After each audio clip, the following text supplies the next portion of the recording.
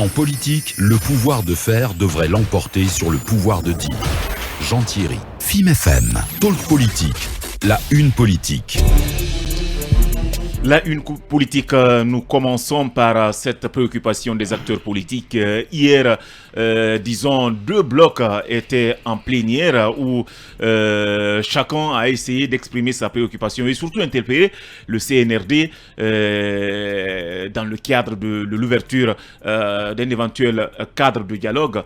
Eh bien, la question qu'on se pose aujourd'hui dans cette émission, jusqu'à quand le CNRD va continuer à faire la sourde oreille? Est-ce qu'il y a une nécessité de mettre en place un cadre de dialogue, Mbani Sidibé? Oui, il y a une nécessité de mettre en place un cadre de dialogue. On pourra répondre par oui, il y a une nécessité parce qu'on ne peut pas gérer quand même un pays par mépris.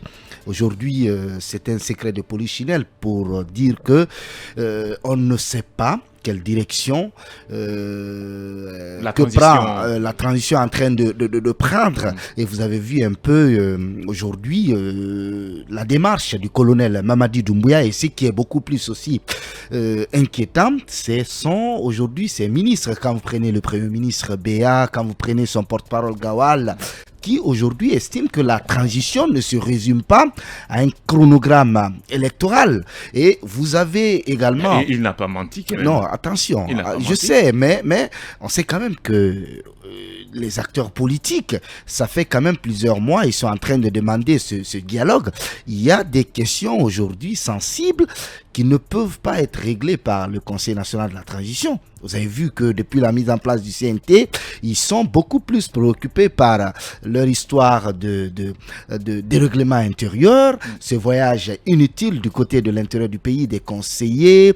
Donc aujourd'hui, la question du fichier électoral, la question de l'organisation du ministère de des élections renvoyées aujourd'hui au MATD, il y a beaucoup de questions aujourd'hui qui restent quand même sans réponse. Donc le FPP, le CPP, on a vu hier leur sortie, mais très malheureusement, ces acteurs politiques également ne donnent pas le bon exemple.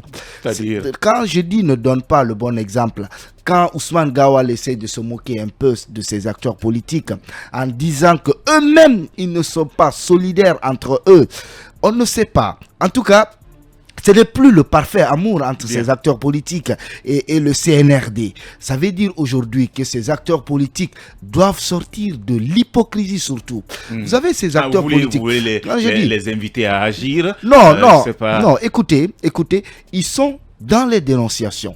Mais vous avez compris qu'après le coup d'État du 5 septembre, ces acteurs politiques ont validé la charte, ont accompagné le CNRD dans toutes ces dérives. Et aujourd'hui, ils sont toujours dans les verbes. On ne comprend pas même la démarche de ces acteurs politiques. Donc, pour terminer, on peut dire aujourd'hui qu'il y a plus que jamais une nécessité aujourd'hui de parler de dialogue politique parce qu'on ne sait plus la direction de cette transition. Voilà. Il y a des velléités. Est-ce que vous pensez également que c'est nécessaire de mettre en place un cadre de dialogue? Et si on ne le faisait pas, peut-on craindre un accrochage entre les acteurs politiques et les autorités en place? Je parle bien sûr du CNRD. Ouais, nous vivons une situation éminemment politique, cette transition. Et donc, qui parle de cadre de dialogue entre acteurs politiques et CNRD, et je pense que c'est tout à fait logique. Donc, il y a bien une nécessité d'instaurer le dialogue justement entre les deux camps. Parce que, comme on l'a dit, et comme vous l'avez même dit dans le préambule, il y a plein de choses, vraiment plein de questions qui méritent d'être évacuées. Et donc, il est vrai que les acteurs politiques viennent un peu en rang dispersé, même si après tout, ils ont le même objectif. En tout cas, pour ce qui concerne le cadre de dialogue. Le RPG, Arc-en-Ciel, et ensuite le CPP et le FPP. Et pratiquement, ils ont des revendications qui se recoupent. Donc, est-ce qu'ils vont aller maintenant à rang dispersé? Est-ce qu'ils vont tenter de se réorganiser pour parler d'une seule voix? C'est là la grosse question. Mais, comme je l'ai dit, il y a nécessité d'échanger quand même, puisque on organise des élections. Il n'y a pas que les élections pour la transition, mais on organise des élections pour les partis politiques, même si on ne sait pas trop, le CNT va peut-être nous proposer des candidatures indépendantes après, mais les élections, c'est éminemment politique, donc il faut qu'il y ait ce dialogue-là, qui soit instauré, et que voilà, qu'on passe à l'essentiel. On a trop tergiversé sur des petits détails qui ne nous amènent pas vers grand-chose. Donc moi je pense que véritablement le CNRD doit arrêter de traîner le pas. Ils sont en train de traîner le pas, de jouer la montre, si je puis dire ainsi. Et il y a quelque peu de petites manœuvres, même dilatoires, je dirais. Donc c'est pas la peine, il faut qu'on en finisse avec ça. Une transition, elle ne doit pas s'étaler trop sur la durée. Il y a des limites à ne pas dépasser. Et donc, moi, je pense que vraiment ce dialogue, il est nécessaire. Il faut l'ouvrir. Maintenant, poser les vrais débats et débattre sur des questions vraiment objectives et du fichier électoral, de qui va organiser les élections. Et voilà, parce qu'il y a déjà des sujets liés justement à la limitation des mandats, même si encore on est dans des théories. Mais toujours est-il que c'est bon que les acteurs échangent pour permettre à notre transition d'aller vers du bon pied et qu'on puisse véritablement sortir un peu de cette méfiance réciproque. Voilà, alors Emmanuel, depuis, disons, un mois après ce 5 septembre, nous avons vu ces acteurs politiques qui réclament, qui demandent toujours ce cadre de concertation, mais le gouvernement, plutôt, le CNRD, ne s'est jamais prononcé. C'est comme si il n'entend même pas ce cri de cœur de ces acteurs politiques. Comment comprenez-vous cette attitude du CNRD? Est-ce qu'il s'en fout pas mal de ces acteurs politiques? Est-ce qu'il y a une nécessité, je reviens toujours sur la même question, que ces deux entités s'assoient sur la même table pour échanger? Je pense que sur la question de la manière dont le CNRD est en train de réagir à cet appel de la classe politique, c'est plutôt révélateur de ce que le CNRD sait de la classe politique guinéenne. Parce que souvenez-vous, déjà tous les signaux envoyés par les acteurs politiques ne sont pas des signaux qui peuvent donner l'impression au CNRD que cette classe politique est capable de l'ébranler.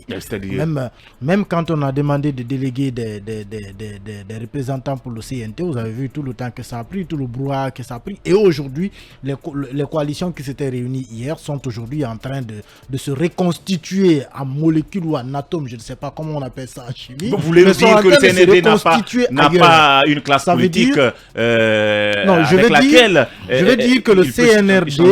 veux dire que le CNRD n'a pas peur de la classe politique qui est en face de lui. Parce qu'il la connaît en réalité.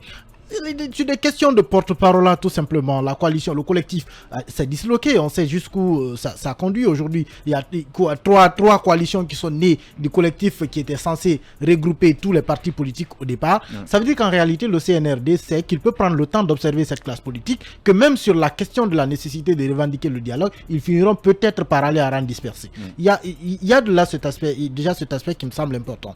L'autre aspect quand même, il y a nécessité, oui, à mon avis, quel que soit le sens que la transition est en train de prendre ou que les partis politiques sont en train de prendre, il y a une nécessité d'aller au dialogue. Comme l'a dit Alpha, une transition, elle est politique. Elle aboutit à l'élection à l'organisation d'élections, même si elle ne vise pas que ça. Il y a le fait que il n'y a pas... Encore longtemps, moi je le disais même dans ce studio, cette transition n'a pas encore atteint sa vraie zone de turbulence. Elle est encore trop calme, elle donne l'impression que tout va bien, mais en réalité, on est en train d'accumuler... C'est parce que des uns et des autres font l'effort de ne pas, ébruiter les choses. Chacun fait l'effort de ne pas faire dérouter la transition en réalité. Voilà. Les acteurs politiques ne veulent pas être pointés du doigt comme étant ceux-là qui ont fait dérouter la transition. Et il se trouve que le CNRD, justement, profite bien de cette accalmie. Mais ça ne va pas continuer. Ça ne sera pas éternel. À ce niveau, je pense que le CNRD se trompe. Non, il ne se trompe pas. Il surfe sur la vague. Il surfe sur la vague et c'est de bonnes guerres.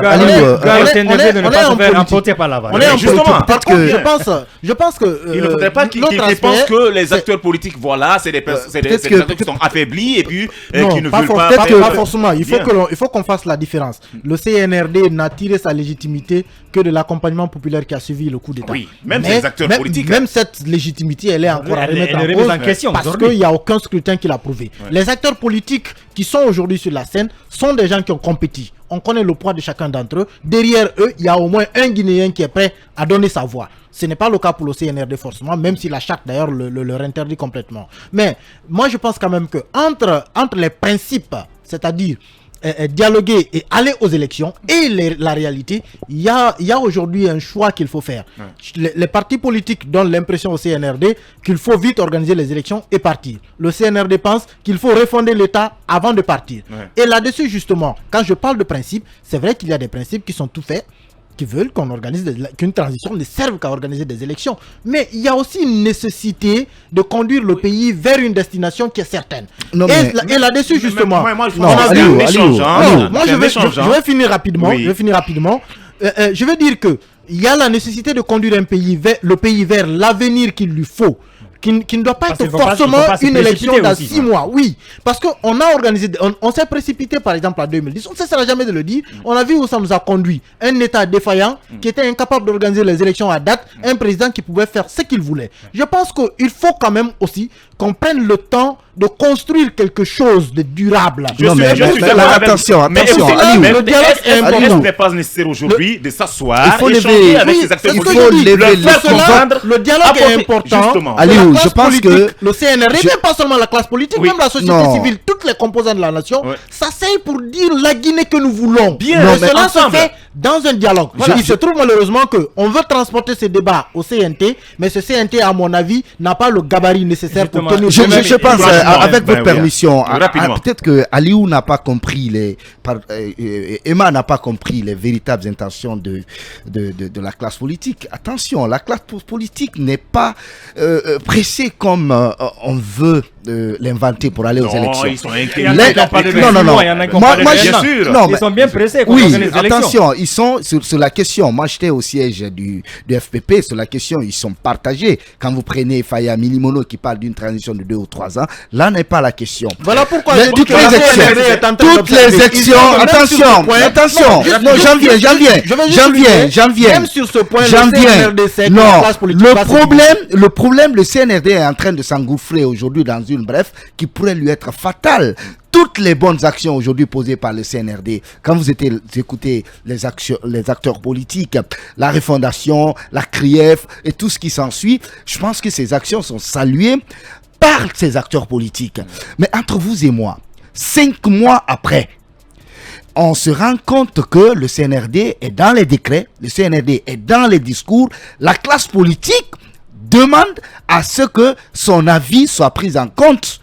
Est-ce qu'il faut lui refuser ce droit? Et l'autre chose que j'ai envie de rappeler rapidement, c'est que là où le CNRD se trompe, et Emma n'a pas compris, en disant qu'il y a une faiblesse aujourd'hui au sein de la classe politique. Mais n'oubliez pas que c'est les mêmes leaders, peut-être qu'aujourd'hui, même si le nom s'est agrandi, en 2009-2010, c'est Lou, Sidia, peut-être que Alpha aujourd'hui qui était opposant et qui est allé à la retraite, et ce sont les mêmes acteurs politiques et qui sont là aujourd'hui. Il faut comprendre, il y a une responsabilité morale aujourd'hui qui pèse sur la tête de ces acteurs politiques. L'histoire de 2009, donc c'est au CNRD a déclaré la guerre à la classe politique. Non, attention, en 2020, justement, est prudent et les Guinéens justement, ça peut lui être très fatal. Merci beaucoup. Parce qu'encore une fois, la transition est très politique. Merci beaucoup. Parce que moi, à mon avis, on demande à ce que chacun apporte sa contribution pour la réussite de cette transition. C'est le plus important. C'est le plus important. Donc, il ne faut pas refuser le dialogue. Pour ça, il faut un dialogue pour que tout le monde évolue ensemble et surtout sur la même direction. Je pense qu'il faudrait ouvrir ce cadre de dialogue maintenant. On va à présent changer de sujet, nous intéresser à cet autre